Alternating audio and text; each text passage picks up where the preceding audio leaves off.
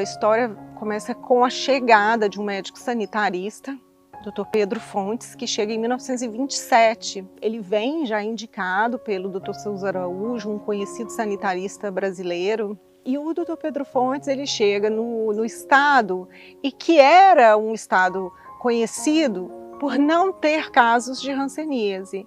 Mas quando o Dr. Pedro Fontes chega, ele tomou conhecimento imediato de 22 casos de hanseníase.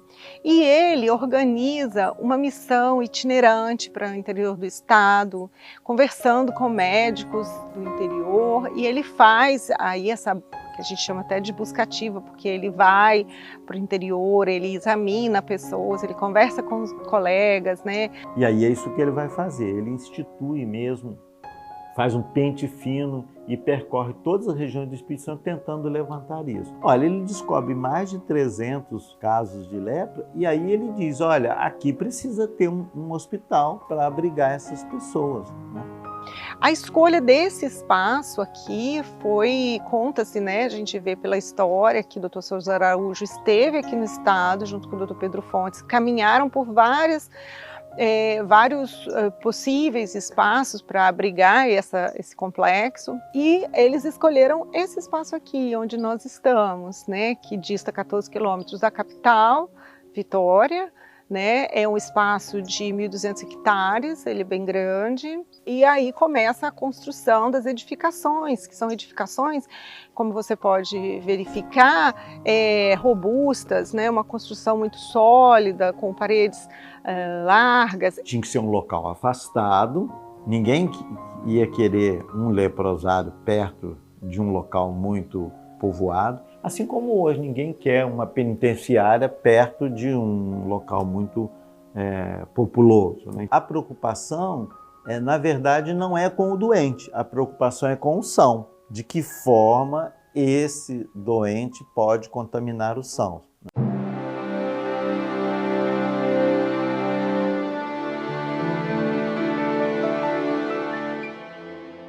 A doença, né, que hoje é conhecida como hanseníase, que na época chamava lepra, há registro dela desde a antiguidade, né? Ou seja, já no Oriente já se falava, né, dessa doença. E também é interessante que já mesmo no Oriente se pensava mesmo na doença como algo impuro. Quando a Bíblia, né, ela começa a ser disseminada, isso acaba se tornando muito mais, vamos dizer assim, muito mais forte. E aí o estigma em relação à doença, ele vai crescer enormemente, né? Ele se difunde, ele já existia, entretanto, a partir desse momento, ele, vamos dizer assim, ele se alastra com muito mais força, né? Com muito mais vigor, né? De associar doença ao pecado, né? O doente é um pecador, né? É um impuro, né? Eu me lembro que na fazenda do meu avô tinha uma escola daqueles filhos meieiros que estudava.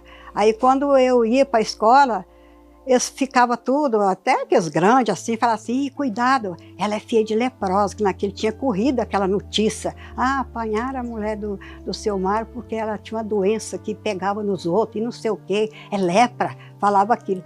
Eu ficava pensando, meu Deus, o que é isso? O que é isso? Foi a partir do governo Vargas que essa ideia de apartar os doentes, né, e interná-los compulsoriamente se consolidou no Brasil. O conceito de segregação era muito forte, mas não era unânime, né? Tinha pessoas que não concordavam, porque a gente sabe da repercussão familiar, da repercussão social, de você tirar uma pessoa porque ela tem uma doença e isolá-la do resto da sociedade, do seio da sua família.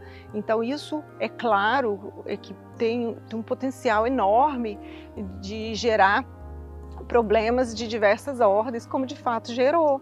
Eu tenho a lembrança que chegou acho que uns 3 homens, assim, umas roupas meio amareladas, aqueles uniformes, naquele jipe, desceram e já foram lá dentro de casa, já pegando minha mãe. Não cabia ao doente questionar ou protelar a sua ida. Chegou, vai na mesma hora. Não tem tempo de preparar nada, Se você tem uma pequena propriedade, tem seus animais, você deixa tudo para trás e vai embora. Viatura, pegava e botava numa ambulância, que nem era uma ambulância, era um carro, não sei que carro era aquele, e trazia. Muitos contam que eles não tinham muito, podiam contar com pessoas para explicar isso ou aquilo. Tinham que chegar aqui e ver com o outro que já estava aqui o que podia fazer, o que tinha que fazer, onde que ele ia acomodar. Tinha uma certa organização, sim, né? Mas uma organização de o que você vai fazer, onde você vai ficar, mas não quanto tempo você vai ficar, como que você tem uma doença, né? Então aquele acolhimento, que hoje a gente entende essa palavra, né? Aquele acolhimento, muitas vezes não tinha. Tinha hora que dava até vontade de não viver mais, que era muito difícil na época. As coisas eram muito estranhas, muito difíceis. Não podia assim, ter contato com ninguém. A gente trabalhava ali dentro, era separado dos outros funcionários, não podia ter contato. Era dividido em zona doente, zona sadia e uma zona intermediária.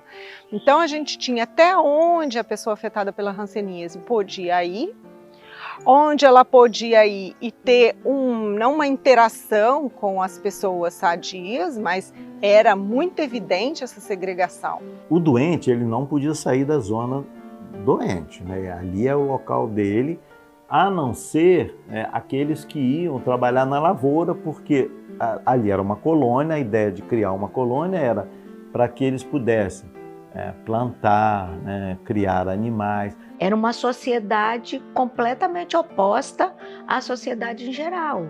E era uma sociedade atípica, né? Tinha os castigos, para casar teria que pedir licença ao diretor, para as visitas teriam que pedir licença.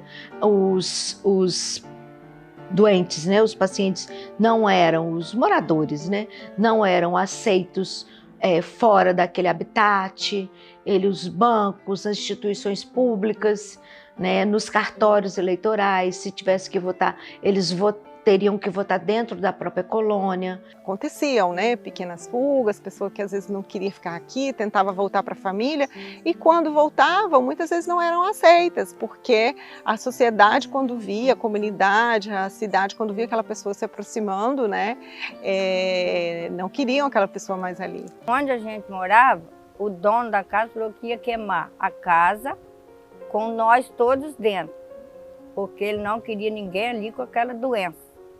Aí a minha mãe desesperou, catou nós as coisas e levou nós para um parente dela. Muitas pessoas fugiam, não era com o intuito de nunca mais voltar, né? Às vezes eram fugas que eram, vamos dizer assim, temporárias mesmo. É a saudade de um familiar que você deixou, né? Você imagina, você vinha para cá, provavelmente você não tinha visita nenhuma durante meses, né?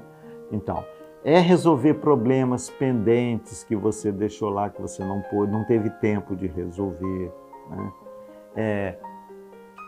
Poderia ser mesmo da própria estrutura que ali está posta de um rigor, de uma fiscalização muito grande. Minha mãe, muitas das vezes, não só minha mãe, como outras mães internas do hospital, colônia, fugiam de lá, sem a administração saber, e aí ela vinha pedir a diretora nossa aqui para conseguir visitar a gente escondidas. Ia no berçário enquanto a gente era bebê. O serviço de lepra, ele vai ter como base, né, 3 sustentáculos, né? Os dispensários, que era para poder você achar e dar conta dos doentes, né, e comunicar sobre esses doentes, a internação e o preventório, que era o local onde colocava essas crianças, porque toda criança nascida de pais ou de algum dos pais leprosos eram afastados imediatamente, né, do convívio dos pais, eles eram afastados. Eu não conhecia minha mãe, eu fui conhecer assim, porque a gente fazia visita 2 vezes por ano, a gente ia a pé daqui até lá, era no dia das mães e no dia de Natal, que a gente ia lá fazer visita à mãe da gente, os pais, né? Aí quando você chegava lá, e a turma, todo mundo andando a pé, e chegava lá, eles falavam assim, ó, seu pai e sua mãe aqui lá, você não sabia nem quem era, né? Aí a gente chegava, ficava lá perto dele, lá, tinha 3 camadas de tela, entendeu? Ficava conversando com a gente, mas, entendeu? Né? Ficava assim uma meia hora conversando com a gente e depois aí a gente vinha embora. Minha mãe chegava, levava a mão lá em cima naquela vidraça assim, cadê minha filha? Eu quero ver minha filha. Quando ela fazia assim, eu via o queixo dela e o nariz, aquela água descendo, aquelas lágrimas descendo, ela chorando. E o meu pai me pegava aqui assim e suspendeu assim. Eu falava, mãe, volta para casa, mãe, eu quero ver a senhora lá em casa comigo. Mãe, eu quero ver minha mãe. Aí o papai me botou no chão, os guardas chegou, tira ela, não pode mais ter contato, não. Meu pai já afastou comigo e aí acabava a história por ali mesmo. Tem criança que é até revoltada. Mas a gente não tinha culpa. Mas agora, com a idade que eles estamos, eles já estão cientes o porquê que nós não ficamos concílio. Porque até meu filho falou, por que o senhor mandou nós para aquele lugar? A segregação, ela se dava pela crença de um contágio intenso dessa doença, o que não acontece na hanseníase. Em 1962, né, já tem aí, por parte do governo, uma determinação de suspensão do isolamento compulsório para hanseníase nas colônias de todo o país. Se entendeu que a segregação não tinha impacto, né, na interrupção da cadeia de transmissão dessa doença, que não foi o isolamento, que nem foi, nem seria, né, o isolamento, que traria aí algum resultado que impactasse na saúde pública. Entretanto, a gente sabe sim que essa política ela continuou acontecendo em muitos estados e aqui também. Mesmo em ambientes extremamente coercitivo, né? Mesmo em ambiente extremamente sofrido, foi possível elas se reinventarem, elas encontrarem a alegria, o prazer e descobrir novas possibilidades nas suas vidas, né? Forrozinho de 15 dias, tudo surgia ali dentro, música ao vivo.